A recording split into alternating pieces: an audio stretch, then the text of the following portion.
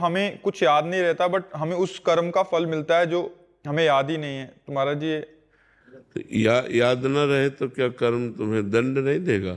तुम किसी का कर्जा लिए हो और तुम भूल जाओ तो तुम्हारी गलती है।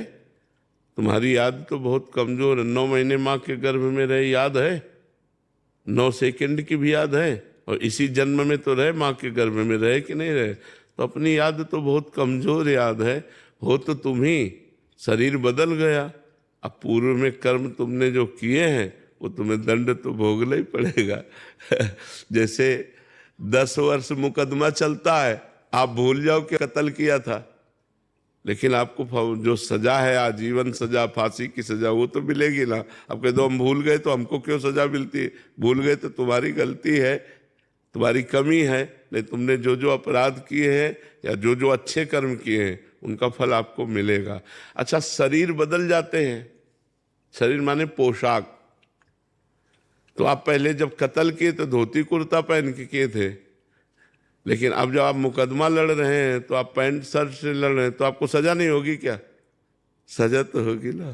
तो जैसे आप पूर्व जन्म में स्त्री थे या पुरुष थे या क्या थे, आपने पाप किया, अब इस जन्म में आप पुरुष स्वरूप में बालक हैं अभी, तो आपको भयंकर दंड मिला।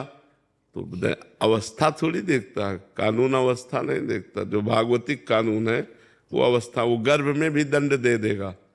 गर्भ ही नष्ट हो गया, वो तो दंड विधान कर्म के अनुसार जो आएगा। तो ये थोड़ी देखा जाता है कि बालक बूढ़ा जवान, ये तो कपड़ा है बाहरी, बालक बूढ़ा जवान।